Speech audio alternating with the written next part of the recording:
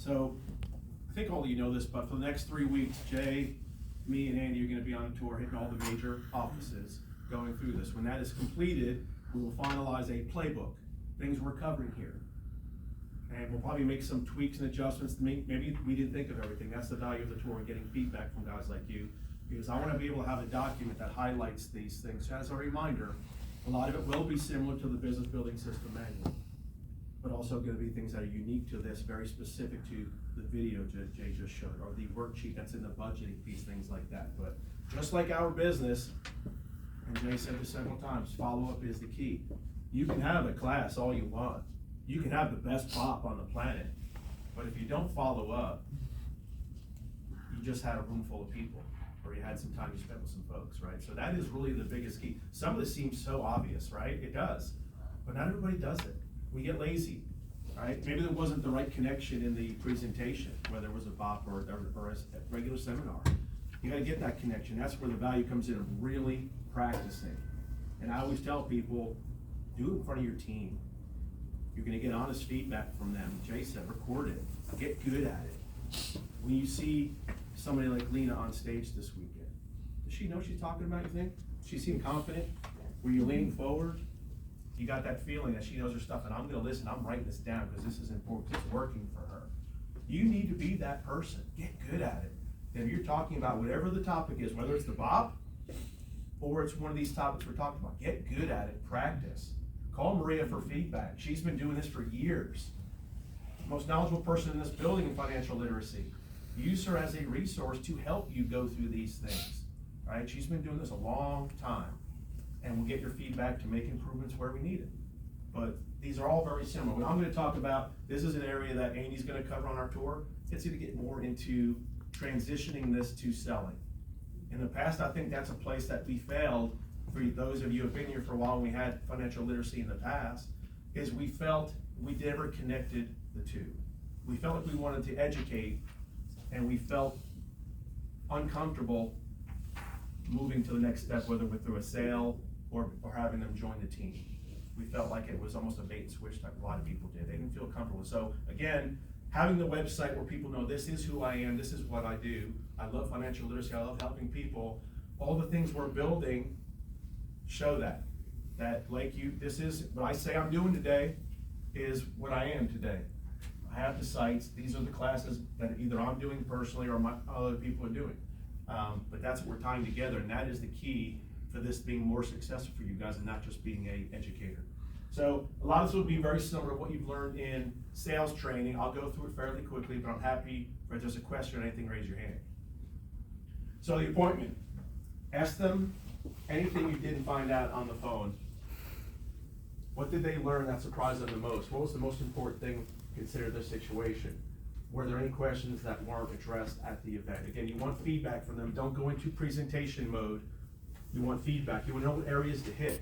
Hit them in the right spot. Again, it's just connecting. Again, whatever the topic is, this is always a good practice as you're talking with people on an appointment, is getting some feedback, engaging with them. The point of this meeting is to do a needs analysis.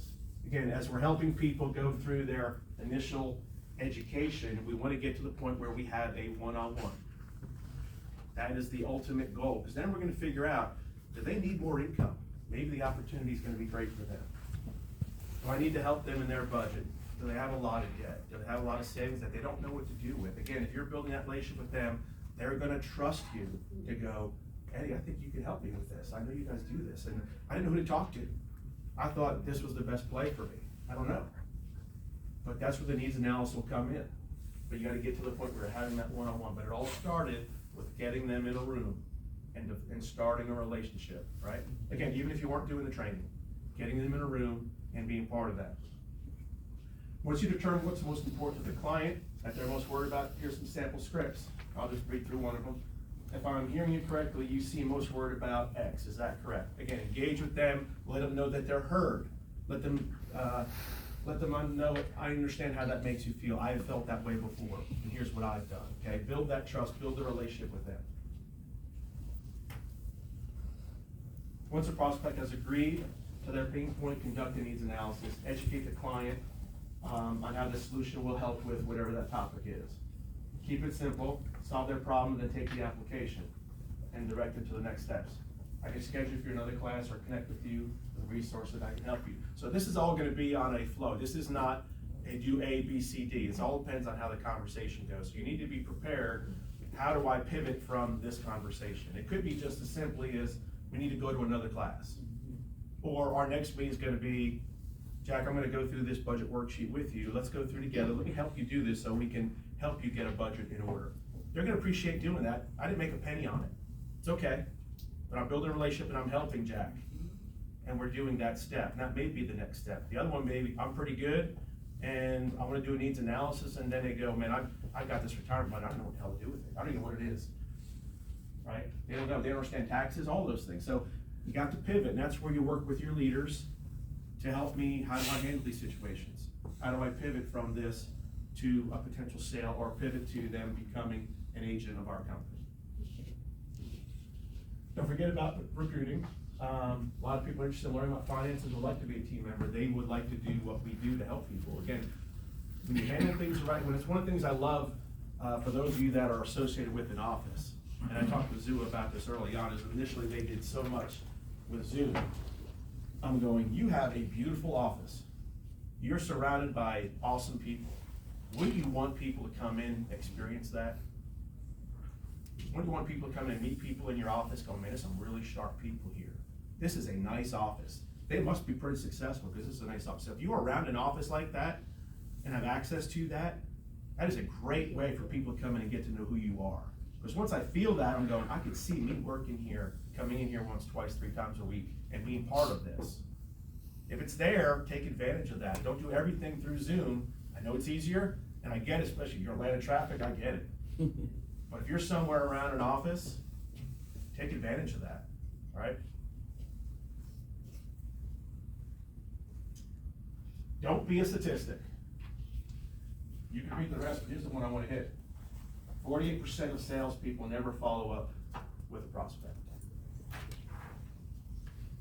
That's how big the problem is, guys. That is the difference between winning and losing. It's the follow-up. Be confident that you can follow up. Practice how you follow up. Get good at it. If you did a good job in the presentation, or if the presenter did a great job at it, it shouldn't be that difficult. But that's where the presenter is the key. That's why I said, all of you don't have to be a presenter. Find the best person, just like a Bob.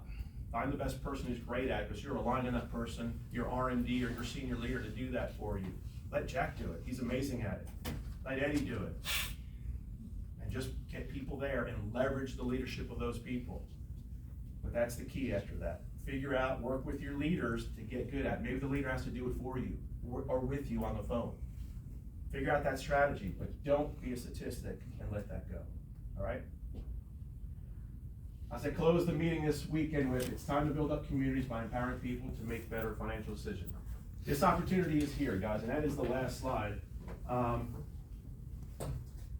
We can do this training. We did it this weekend. We can come here, and I really, really appreciate you guys coming today. I know the weather's been crappy. A lot of you guys are heading out of town. I appreciate you sticking around and being here. It means a lot to us. But don't let this be a training. Don't just go, I was curious and I'm here.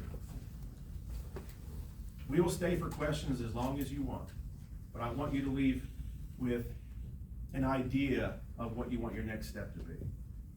Because I want you to leave here with, I want to ultimately, over the next 30, 60 days, I want you to have a plan. Sooner the better.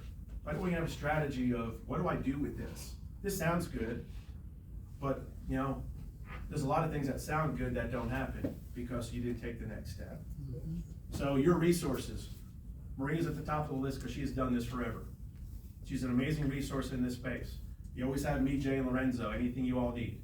Andy as well, especially if it gets to the transitioning to the sales side. You've got people here to help you. I will have a playbook available hopefully by early February at latest. We will continue to build the resources that Jay said in the back office, marketing materials, things like that, more presentations, success tracks will be built up. This is gonna roll out over the next 30, 60 days, so be patient with us. But I also don't want you to wait. If you're ready to go, talk to your leaders, come up with a strategy that works for you guys. Make sure they understand that this is not a distraction. This will help enhance your FFS business if you do it the right way. So work together as a team to figure out what that looks like. again, I can't say it enough, and I'm gonna keep saying is, everybody do not try to be a certified financial educator. Don't do it. You don't need to. That is the optimum. If you wanna really dedicate a lot of time to being that person, do it. You can get the calendar, but you gotta get the subscriptions, you gotta commit to doing 1 or 2 classes a week, every single week. That's a lot. Don't do it if that is not who you wanna be. As an advocate, your other option is, as Jay said, download the classes, get good at them, watch the Success Tracks classes, have some conversations with Maria, and figure out how to connect with people. Maybe it's just through social, maybe send that video to 5 people. I've become a part of, this new program was introduced in my company. I do financial education. If you ever feel a need for this, or anybody you know, any groups that you work with that'd be interested, I'd love to help you. Figure out a plan to do that. As an advocate, go do that. If you wanna do one-on-one training, or the family next door in your neighborhood, get good at those PowerPoints first and deliver those the right way. Understand what tools come with it, what worksheets can come with it, and do it.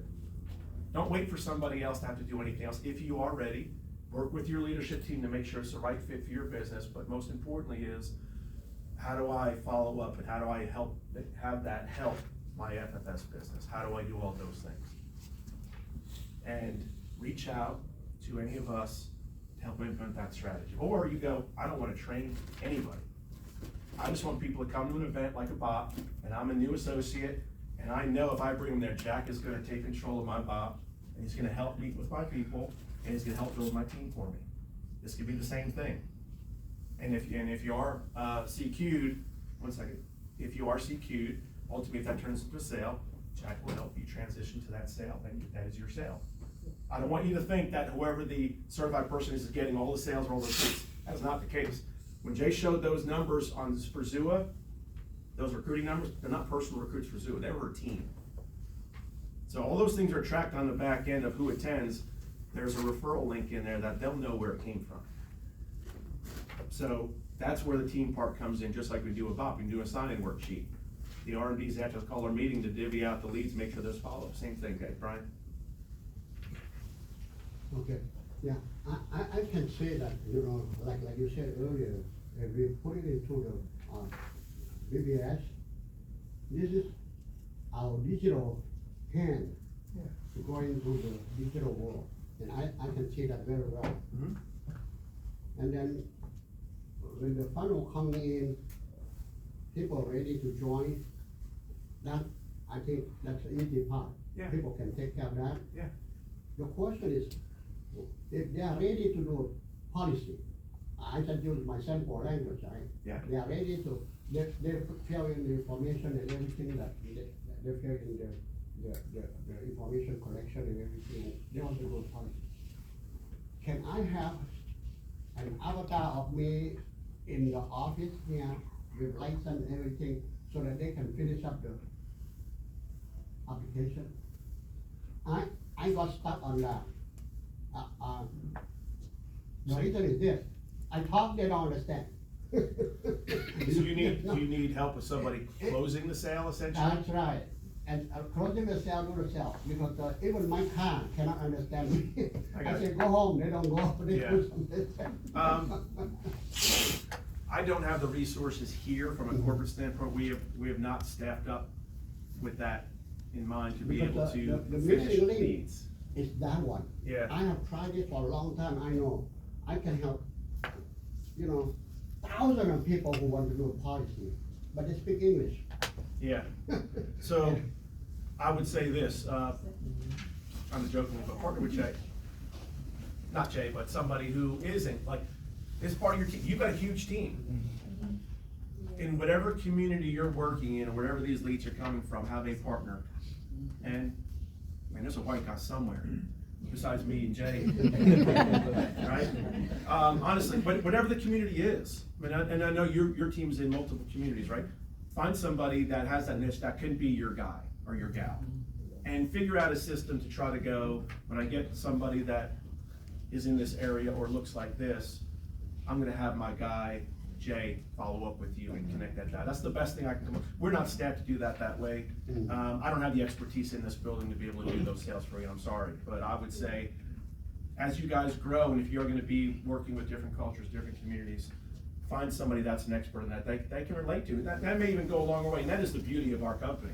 When you think about it, is we are getting to markets that Merrill Lynch isn't because of the way we look, the way we're all different, and we're getting to communities that are desperately underserved. That's what makes us amazing.